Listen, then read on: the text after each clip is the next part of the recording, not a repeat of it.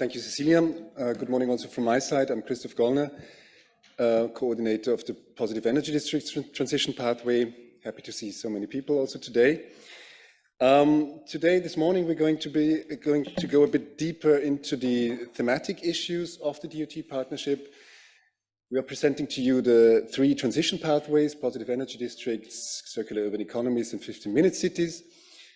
We'll now quickly go, not quickly, but we go through the roadmap that we have developed, and Margit has mentioned already yesterday. You can download that on our website.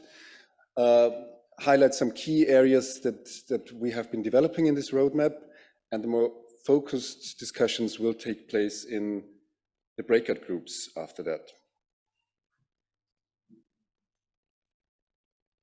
You've seen that probably already. The thematic focus of DUT partnership is organized in 3 transition pathways, which are not silos to work in, but are highly integrated. We strongly work together, my colleagues and I, to have joint approaches to coordinate with events. We follow, of course, similar strategies, applying a holistic approach, applying life cycle analysis principles, applying dealing with governance issues and participation, and of course data management and data privacy. So these are some issues that are highly overlapping between the 3 transition pathways. There are of course also aspects that connect 2 of each transition pathways, and I'm not going into detail here, but please have a look at the roadmap. I think that is where you can really get into that. But still, there are specific challenges and specific topics that we need to address in these 3 transition pathways, and we're going through the 3 parts now.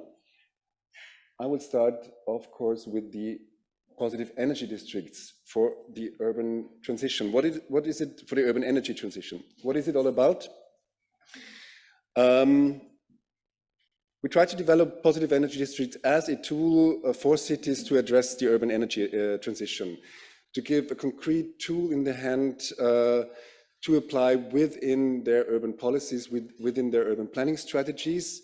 So the holistic strategy, embedding positive energy districts, not just a technological tool, but as a strategy for urban development in general, is one key. So holistic strategy is very much highlighted here, combining technological with social and system innovation, combining with greening strategies, of course, quality of life aspects and equity aspects, and as I said, mainstreaming urban energy issues in urban planning. Positive energy districts are very much about the decentralization of the energy system. And we will have a discussion on that in the breakout session. What does it mean in the face of the current crisis? How can we speed up the processes? What can decentralization contribute to the resilience of the urban energy system? So this is about improving the energy security. This is about reducing the energy demand and providing energy efficiency solutions, active interconnection with the regional and national energy systems, and with that also supporting community building and general local integration of inhabitants in a specific area. So the idea is to embed additional infrastructure, energy facilities, energy aspects into existing urban structures. This is a challenge. We need to highlight some specific aspects here. Just some elements of PET development, the reduction of energy demand and implementation of energy efficiency measures, the aim for high share of locally generated renewable energy. I'm saying that on purpose because positive energy district implies a surplus of energy. There is this discussion going on if we actually, and in every part and for every district, can achieve this actual locally generated surplus. I think that should not be in the focus. It is about the highest possible share of locally generated energy through different means like PV, geothermal energy sources, etc. One key issue as compared to the positive energy building is the connection, the interconnectedness of the infrastructure, of the buildings in a positive energy district, allowing energy flows between the different elements. So this goes very much into the urban infrastructure and is probably one of the biggest challenges. We need facilities for energy storage, for actively managing energy flexibility and the interconnection with the regional energy system. So these are just some elements to highlight the complexity of the task we are facing here. Oh, and we have the energy communities, sorry, as a more also socially oriented element of PET development, creating bottom-up strategies, actively involve citizens in the process and give them also governance and decision-making tools in their hands in organizing their energy system locally. In the PET transition pathway, what do we want to achieve? Margaret has mentioned it yesterday already. There is the goal of having 100, to initiate 100 positive energy districts until 2025. This still stems from the set plan activities. I think we're on a good way here, if we highlight initializing. And then, of course, contributing until 2030 and beyond to the urban cities, to the cities mission of the European Union, by specific PET solution, contributing with specific PET solutions to the concept of the climate neutral cities, refinement of measures and processes, and with that contribute with additional solutions of 10 to 15 projects per year. How are we going to get there? Where are we working in? I showed you the elements of PET development. This is the key areas, the defined key areas of action in the PET roadmap. Summarizing the key areas, like, of course, for example, first and foremost, preparing the energy system for PETs with the optimization of the three energy functions: generation, efficiency, and flexibility. Supporting urban resilience, applying life cycle analysis and sector integration strategies, the whole aspect of integrated urban planning, considering considering system perspectives in all planning phases, connection with climate change adaptation and urban revitalization, to work in existing urban structures, even in historical urban structures, is one of the most difficult parts for PET development. So there's a strong focus on this part and definition of system boundaries. The whole governance and participation aspect is one of the key areas, of course, with the policy frameworks on different political levels. Tackling equity aspects, affordability, fighting energy poverty, apply stakeholder-oriented strategies, and of course, having a very well-thought strategy for citizen participation, I would say. And the fourth part is preparing mainstreaming and replication regarding regulatory framework, business cases, standardization, and identification of components for PETs in different contexts. This is just to highlight that we are also trying, although we're doing calls for specific projects, the main goal is to integrate these projects into urban strategies, to mainstream these solutions, and to find a way that this is not just individual cases, but an actual strategy in the future for positive energy districts. With that, I'll hand over to my colleague. Thank you. Okay, so my name is Björn Wallsten, and I'm the coordinator of the Circular Urban Economy Pathway, or the Q Pathway, and I'm going to introduce you to its thematics focus, vision, and what we hope to achieve going forward in the DUT. So first then, yes, to have that said, in the Q Pathway, we address the ways in which cities and urban areas use the resources of different kinds, right? The trade of resources have always been a focal point of urban activities, and since our economies have grown, the cities and urban areas are now the drivers of mankind's use of resources. Estimates say that this is equal to something like 70 to 75% of all global resource use. And since cities cannot provide these resources themselves, they put environmental pressure on other domains of planetary life. This includes fertile land, nutrients, clean water, access to clean water and air, not to mention the CO2 emissions related to different ways of producing materials used in urban areas. So essentially then, and given this, the issue that we aim to tackle in the Q pathway is how can cities reduce their use of resources and become more resource efficient? In the Q pathway, we consider cities both in terms of their material stocks and flows. So cities are, on the one hand, the heaviest things that mankind has ever built, and they are large stocks of buildings, infrastructures, technologies, and so on. But they are also, a city is also a nexus of flows, large flows of materials, such as, for example, food, paper, plastics, and water, to name just a few. And in order then to reduce urban resource use, we need to tackle both of these two domains in the urban metabolism, so to speak. The lifespan of resources already in use should preferably be extended to the furthest extent possible, making maintenance, renovation, and repair crucial urban activities. And then second, urban flows of resources are often inefficient in the current linear economy and generate large volumes of waste, making the closing of material loops a very desired strategy.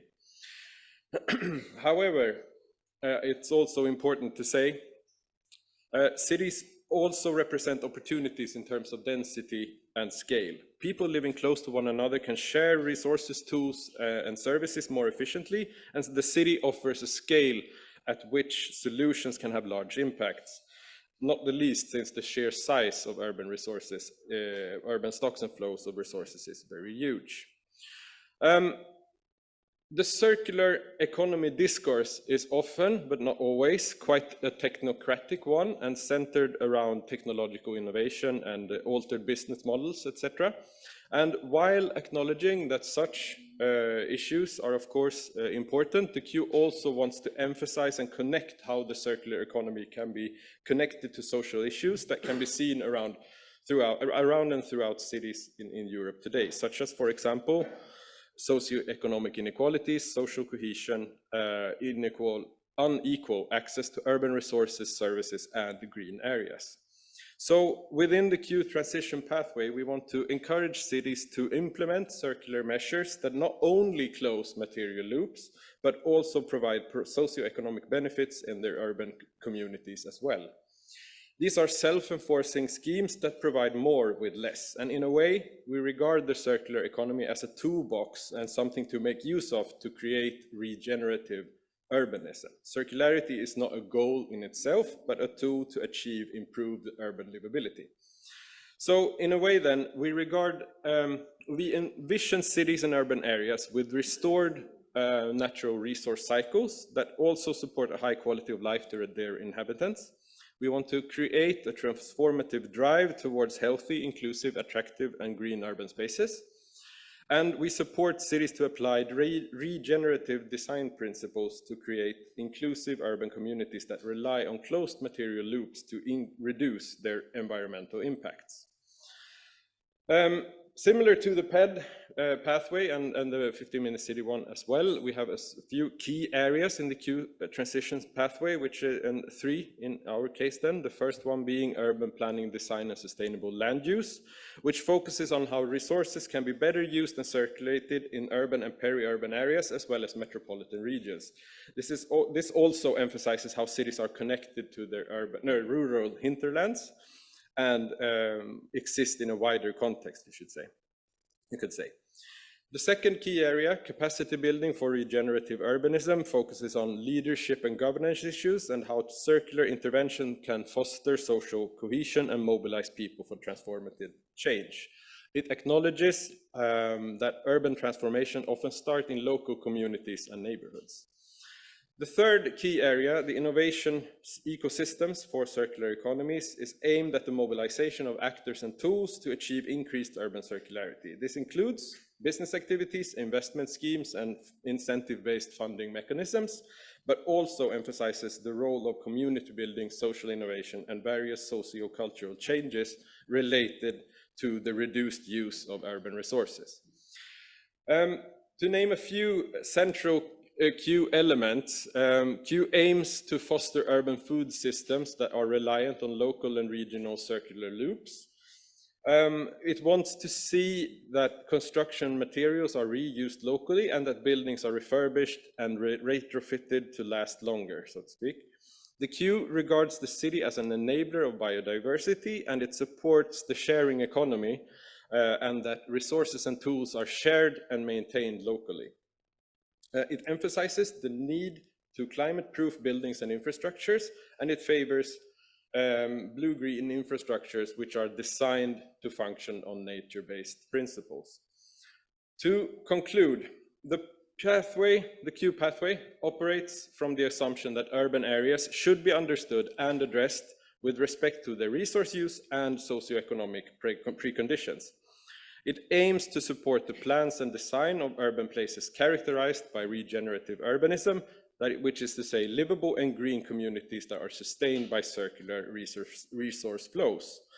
The Q transition pathway encourages tools and approaches that combine efforts towards increased urban resource efficiency and livability in urban context. And then by collecting examples and clustering them according to topic and context, the Q will provide a portfolio of 50+ solutions that can contribute to the circular transformation of urban areas until the end of the DUT partnership. Thank you.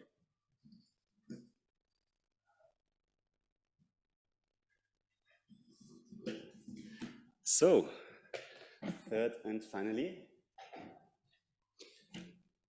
But first of all, I would like to say good morning, and it's such a nice, I want to emphasize that it's such a nice thing to be here in person and share with you face to face after a long time just on the screens. But however, also good morning to our viewers in Zoom. We are also with you. What I'm bringing to you is the 50-minute city transition pathway that I'm coordinating, and tell you a little bit about what it is about, what is the mission, where we're heading at, and how we plan to do this, which you will find in much more detail and extent in the roadmap. So therefore, I will just give a small and tiny glimpse on it. The 50-minute city transition pathway, as you might know until now, is our main thematic focus that goes towards and discusses and tackles issues of mobility transition in cities. And this is done in a holistic way. And what I mean by that is something I will explain soon. Similar to the other two transition pathways, it has been developed in an intense and interesting for us also co-creative process in the last 2.5 years with stakeholders from city level, national DUT partners, and the EC and stakeholders and representatives from research. So to start with the 50-minute city, I think there is not much that has to be said by now. I think you know this concept. It starts from the challenge that we observe, and we see that almost 30% of the greenhouse gas emissions in the European Union stem from the mobility sector. And this is one of the only, or maybe even the only sector that is still increasing in absolute numbers in emissions. It is a sector at the same time where we also see that solutions are widely known, but somehow we don't manage to bring them to the streets in most of the contexts and most of the places. So this is also just a small side note, then the topic that we will be discussing in the 50-minute city session just after this small presentation. So what the 50-minute city and what we want to focus on is start from the neighborhood level and see there how mobility and transportation comes together with a variety of different other topics, such as production in the city, productive city, city planning, urban spaces, city governance, and so on. So basically the main question is, how can we make it possible for citizens in urban areas to cover their needs within 15 minutes, which encompass living, working, supplying, educating, caring, and enjoying. So ideally have this within a very small threshold. So we focus on proximity, on density, and mixes of uses. And we do so by focusing 4 key areas, which are, as already mentioned, mainly personal mobility, urban planning and public spaces, production and logistics and deliveries, and the whole governance for this mobility transition that is behind it. In there, obviously, technology plays a big and important role, but it's rather an enabler and an instrument for transition.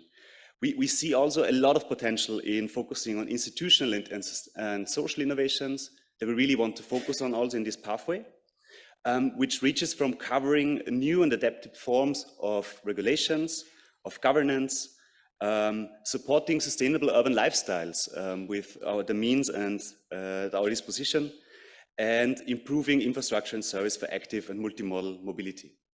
So concluding, we focus much more on the avoid and shift paradigm, to say it in mobility language, and less on the improve one. Our mission is similar to the one in the Q pillar. We start from facilitating, experimenting and testing in different contexts and learning from that, synthesizing these learnings and disseminating them and valorizing these experiences. And these should contribute significantly to the transnational learning process towards climate neutral, livable and inclusive cities. We do that by the means that we've been discussing yesterday, and we'll go a bit further into detail in the activities soon, and plan on achieving adding to an innovation portfolio, so a collection of experiences tested on the ground and in different contexts, starting in 2024. And finally, in the end of the partnership, really trying to offer and deliver a lot of experience that is tested and experimented in different contexts, will sum up to 50 and more innovations. I think this slide you have already seen yesterday with Margit, so we'll just go very, very quickly into it. Mainly, these are small elements that we wanted to take out to represent them graphically and kind of take them out from the vast quantity of things that we're actually focusing and discussing.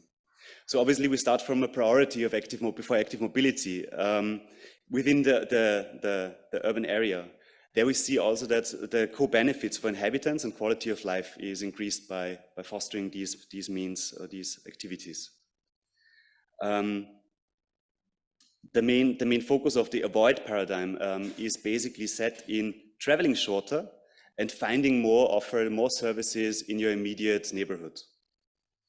What is one of the main challenges, which was also obviously named yesterday already, is mobility in outskirts and how to offer sustainable modes of transport in these contexts. And just to name one more is the activation of hidden resources, so to say, in neighborhoods, where we talk about under and unutilized spaces and a rather monofunctional use that we can open up more, such as in semi-public or semi-public infrastructure, excuse me. And to close it off with the 50-minute city, these are the key areas. This is similar to what the other pathways were discussing, how we're going to get there. As said, all the details are in the roadmap, so we'll just take out a few of them. For example, in our 4 topics, we really focus on the different discussions going on there. So we talk a lot about bikeability, walkability. We talk about multimodal uses. We talk about the productive city and how to make it possible to find ways of remixing different uses in neighborhoods. And as was said yesterday already, that the 50-minute city concept, if you want to give the opportunity and offer people covering the needs in a close distance, this also has to go hand in hand with a strong logistic and delivery system, which then also has to be sustainable. So I think so far for the 50-minute city, and I hand over to Björn. Yeah, we wanted to also end, hang on, like so, to end this part of the session by sharing a bit on how we operate and the kind of toolbox we have at hand to do the things we do in the transition pathway, so to speak. So I'm just going to share three slides quite quickly on this, and to say that the first, I'm going to start here. Focusing first on our key activities, they can be divided into 3 different categories. So when it comes to strategic development, to the left here, we develop frameworks to define central concepts of our respective pathways, and we map criteria, key elements, and building blocks to set up innovation portfolios packages and guidances, which we will compile with technological, social, and systemic innovations and solutions and how to implement them. We have developed roadmaps to guide the strategic development of the transition pathways and multi-annual call agendas to guide the development of calls and call topics. We cooperate with European partnerships like the ones who presented yesterday, for example, as well as city networks and other relevant actors and organizations. We also engage in different forms of stakeholder engagement, such as, for example, the DUT City Panel, to which more than 50 European cities have indicated their interest to participate. We have the Agora Dialogues as a workshop format we use to involve stakeholders in thematic as well as strategic discussions. The DUT partners are crucial for us to be able to collaborate with different national stakeholder ecosystems, and they also provide us with resources and connections to engage in capacity building activities. Last but not least, we are involved in the design of calls and call topics in co-creative processes and cooperate with funded projects in different dissemination activities. Together with other work packages, we are involved in DUT's schemes concerning replication and valorization. So, moving backwards here then, the second thing I wanted to mention is that the transition pathway stakeholder ecosystems. So the DUT really wants to include and involve the problem owners in city authorities and other relevant sectors to engage those who work quite hands-on, but in many different ways with the issues that we tackle in the partnership. So these issues must then also, we strongly emphasize, be formulated not by us or research and innovation alone, but by and in cooperation with these actors. We must ask ourselves, in a sense, who do we need to have on board to get PEDs, 15-minute cities, and queues to happen? And the example here of this ecosystem is from the PED transition pathway then. And then once we know who we want to get on board, we need to engage these people in at least two different ways or on two different levels. The first is to design calls that fund projects that include these actors, but it's also important to let them influence the strategic development and thematic orientation of the program and its activities. Last then, I would just dive a bit further into the multi-annual call agendas that we have to enable the development of scopes for DUT calls. There is one for each pathway, which have been co-created with cities and other stakeholders, and they are there, so to speak, to make sure that we stay on track to reach the missions, both in the pathway and the DUT as a whole.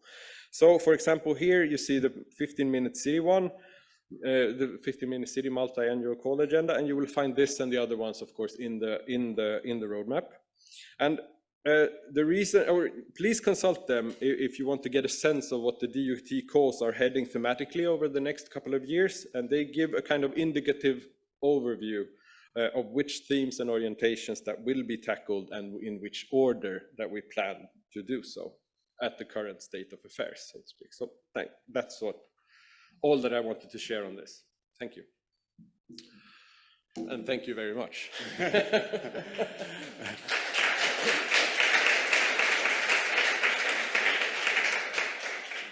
Yes, and now we want to invite you to read through the roadmap, where you find more information on the right side and on our landing page of Driving Urban Transitions. And we want to invite you to some more thematic discussions that were already a bit teased here and there in the presentations, and will follow now for the next 1.5 hours. So we have the Positive Energy Districts offers a discussion and presentations on PEDs for energy security, locality and resilience. This is in room C, when you go outside to the left. There is Circular Urban Economies discussing addressing the urban climate endgame through working with rather than against nature. And to the right, when you go outside to the right in room number E, and the 50-minute city, we will be discussing speeding up mobility transitions, balancing implementation efficiency and social acceptance in room D, which is also on the left next to the PET one. So thank you so much for being with us, and we're looking forward to engaging with you in these sessions, which will follow right after. The next slide has, yeah, okay. So if you don't remember where you signed up, if you have a green star, you're in PED. If you're in a yellow star, you're in 15-minute C, and a blue star is in Q. So look at your badge if you don't remember.